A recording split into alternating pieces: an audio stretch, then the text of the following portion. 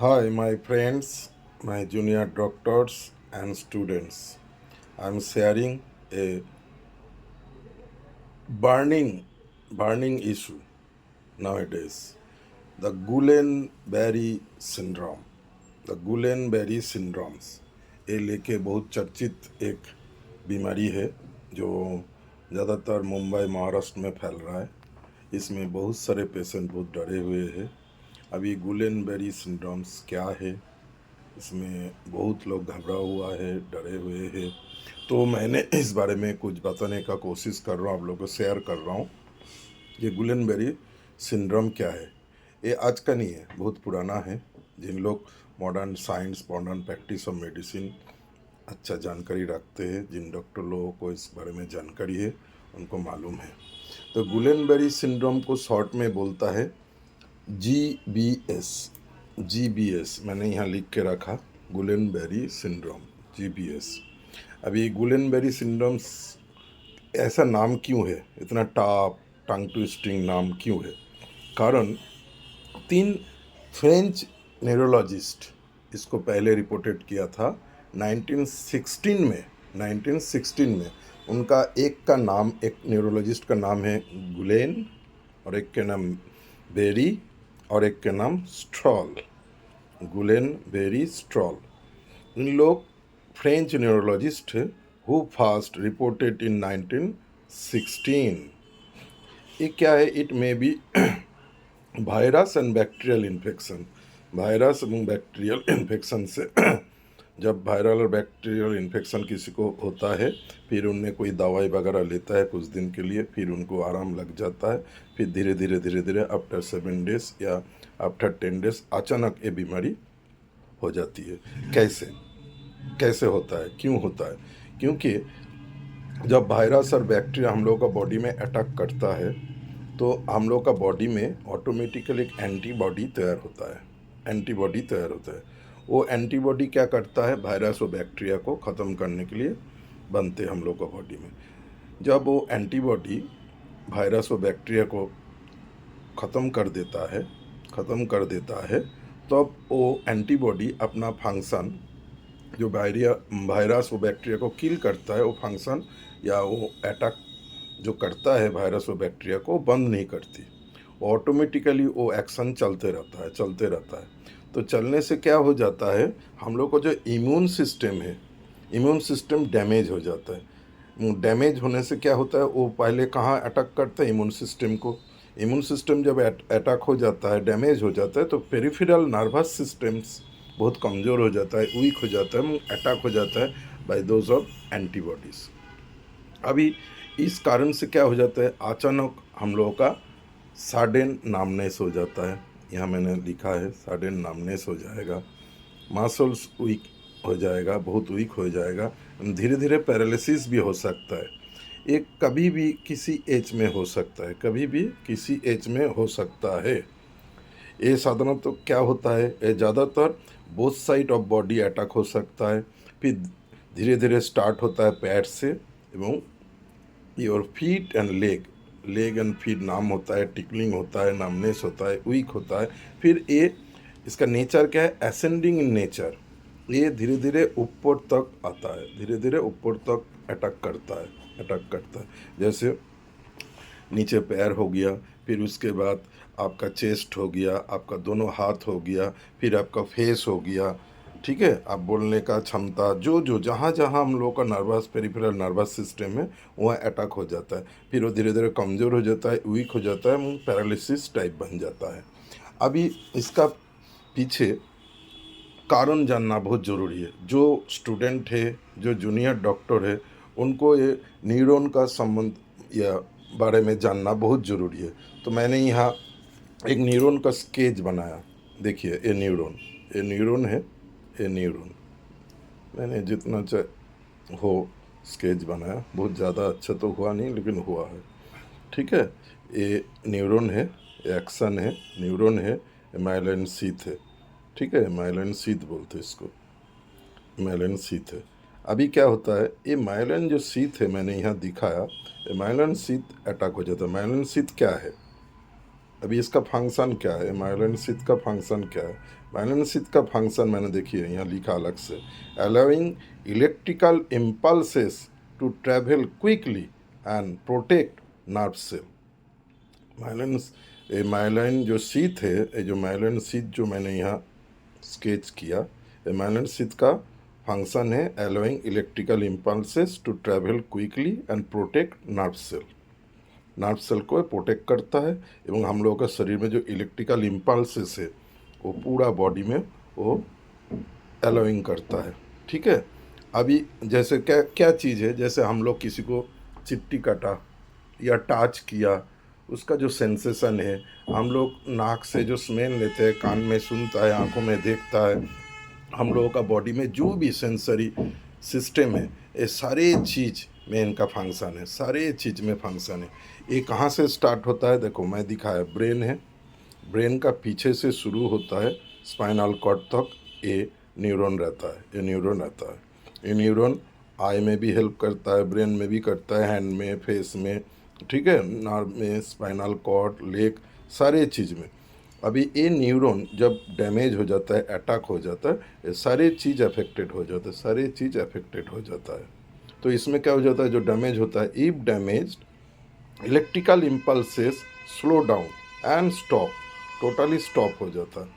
तो हम लोगों का सेंस, जो सेंसरी नर्व है या हम लोगों का जो सेंस है, टच है, टिंकलिंग है, सारी चीज़ बॉडी में नाम हो जाता है, हम लोगों का पता नहीं चलता, हम लोगों का हाथ पैर हिलाने का हिम्मत भी चला जाता है, धीरे धीरे एक पैरालिसिस टाइप बन जाता है बॉडी में। अभी इसमें viral and bacterial both are in माने responsible for this making this disease. तो ये डिजीज़ बनने का पीछे ये दोनों वायरल एंड बैक्टीरियल रिस्पॉन्सिबल है। अभी मेरा पास एक केस आए थे, उसका डायरिया हुआ था। डायरिया कैसे हो गया था, उनका घर में शादी था, तो शादी का दूसरा दिन उन लोगों का घर में जो सब्जी बचा था, वो पालक पनीर वगैरह, तो खाया था। खाने के बाद 1-2 दिन बाद उनको लूज मोशन हुआ। लूज मोशन हुआ तो उनने लोकल एलोपैथिक टैबलेट वगैरह लिया था, तो ठीक हो गया था 2-3 दिन में। फिर आफ्टर 10 डेज उनको शरीर में, हाथ पैर में, सारे में बहुत वीकनेस आने लगा, ब्रीदिंग प्रॉब्लम होने लगा, खड़े नहीं हो पा रहे थे। तो हमारे पास लेके आया, तो उनका जो मैंने केस हिस्ट्री लिया था, होम्योपैथी में causation is very essential role homeopathy में। तो हम लोग, मैं कॉजेशन जब पूछा तो उनने बोला था शादी का दूसरा दिन जो खाना बचा था वो मैंने खाया था। क्या खाया था, मैंने पूछा था पालक पनीर। तो उस वजह से उनके शरीर में एक बैक्टीरियल इन्फेक्शन हुआ। ये मैंने यहाँ स्टमक बनाया, यहाँ बैक्टीरिया देखो, बैक्टीरिया। तो बैक्टीरिया को ख़त्म करने के लिए एंटीबॉडी हम लोग को बॉडी में, जो मैंने वाई टाइप का बनाया, ये एंटीबॉडी है। ये antibody to kill the germ, ये एंटीबॉडी क्या करता है, बैक्टीरिया को किल करने के लिए अटैक करता है। तो एंटीबॉडी जब एक पूरा जर्म को किल कर देता है, जब आपका डायरिया या लूज मोशन ठीक हो जाता है, तो एंटीबॉडी अपना काम छोड़ता नहीं है। वो क्या करता है, then to attack the nervous system, then to attack the nervous system, जित नर्वस सिस्टम में वो अटैक कर देता है। तो नर्वस सिस्टम में कहाँ अटैक करता है, वो करता है यहाँ, ये जो मैंने लिखा ना, माइलिन शीथ, माइलिन शीथ को अटैक करता है। जब माइलिन शीथ क्या करता है, वो नर्व सेल को प्रोटेक्ट करता है। नर्व, जब माइलिन शीथ अटैक हो जाता है तो नर्व सेल डैमेज हो जाता है। तो हम लोगों का बॉडी में जितना नर्व से, जितना इलेक्ट्रिकल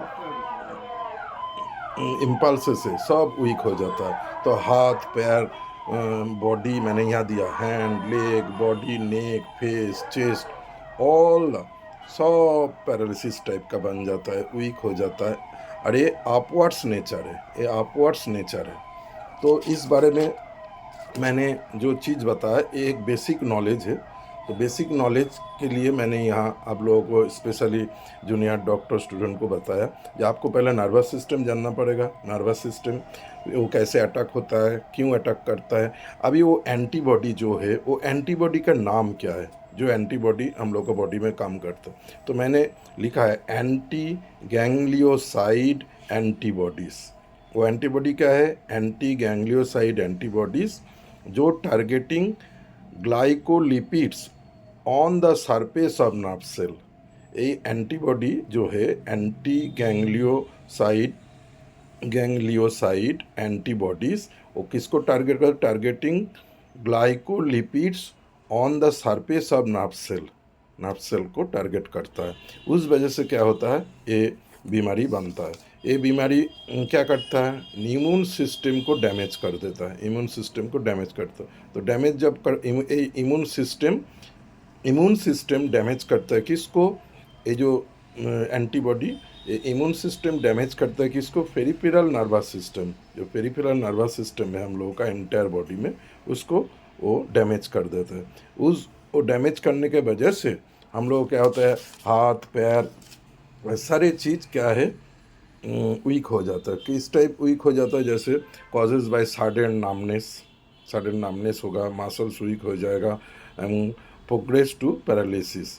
ये कभी भी कोई भी एज में होता है, बट इसका जो नेचर है असेंडिंग इन नेचर, पहले पैर होगा, लेग होगा, फिर वो धीरे धीरे धीरे धीरे ऊपर आएगी, हाथ पैर चेस्ट, फिर माउथ, फिर टांग, फिर आपका स्वाद चला जाएगा, आंखों में देखने में कमजोरी लगेगा, हाथ पैर में ताकत नहीं रहेगा, सारे चीज़ होने लगेगा। इसको बोलता है गुलेन बेरी सिंड्रोम, GBS। लेकिन इसमें होम्योपैथी में बहुत अच्छा ट्रीटमेंट है। होम्योपैथी ट्रीटमेंट जब हम लोग करते हैं तो हम लोगों का कुछ सिम्टोमेटिक ट्रीटमेंट करते हैं। तो उसमें क्या होता है, causation, sensation, location and modality. Causation, sensation, location and modality. तो जो हमारा पास वो पेशेंट आए थे, जो 2 दिन बाद, शादी का 2 दिन बाद उनने जो पालक पनीर खाए थे, पालक पनीर खाने से उनका पेट में बैक्टीरिया अफेक्शन हो गया था, अटैक हो गया था, फिर उनको लूज मोशन होने लगा, फिर एंटीबॉडी, बॉडी का जो एंटीबॉडी है वो बैक्टीरिया को किल करने के लिए लड़ाई करने लगा। तो उसके बाद 1-2 दिन में उनको ये बीमारी ठीक हो गया। फिर 10 दिन बाद उनको बॉडी में नामनेस, वीकनेस, सारी चीज़ आने लगा। तो मैंने जब उनको पूछा जो आपने क्या खाया था, तो उन्होंने बोला पालक पनीर खाए थे। तो एक कॉज कि क्या कॉज है जो पालक पनीर खाने के बाद उनका स्टोमक अपसेट हुआ था, इंटेस्टाइन अटैक हुआ था, लूज मोशन हुआ था, तो उसमें एक बैक्टीरिया फॉर्म हुआ था। तो कॉज क्या है, जो बासी चीज़ खाया था, बासी सब्जी खाया था, उस वजह से उनका शरीर में बैक्टीरियल इन्फेक्शन हुआ था in the stomach and intestine. तो मैंने वो देखते हुए उनको आर्सेनिक एल्बम दिया था। उनका शरीर में वीकनेस था, उनका ब्रीदिंग प्रॉब्लम हो रहा था, खारे नहीं हो पाता, ग्रेट प्रोस्टेशन था, थास्ट था। तो सारी चीज़ देखते हुए मैं उनको आर्सेनिक एल्बम दिया था। पेशेंट धीरे धीरे टोटली ठीक हो गया था। लेकिन ये बीमारी हमारे पास कब आए थे, आज से 3 महीना पहले। आज मुंबई में जो बीमारी हो रहा है तो अभी हो रहा है, लेकिन ये बीमारी हमारे पास 3 महीना पहले, तब ये बीमारी का नाम मैंने डायग्नोसिस किया था गुलेन बेरी सिंड्रोम। तो गुलेन बेरी सिंड्रोम में एक चीज़ आपको जानना बहुत जरूरी है, पहले नर्वस सिस्टम कौन सा चीज़ में अटैक करता है, माइलिन शीथ हम लोग का शरीर में क्या काम करती है मैंने वो बताया। हाँ, माइलिन शीथ जब अटैक हो जाता है तो नर्व सेल अटैक हो जाता है तो entire peripheral nervous system attack हो जाता है। उसमें हाथ पैर नाक कान गला फेस चेस्ट सब कुछ अटैक हो सकता है, वीक हो सकता है। तो इसका कोई घबराने का ज़रूरत नहीं है, होम्योपैथी में ठीक होता है, 100% ठीक होता है। मैं भी ठीक किया। धन्यवाद, थैंक यू।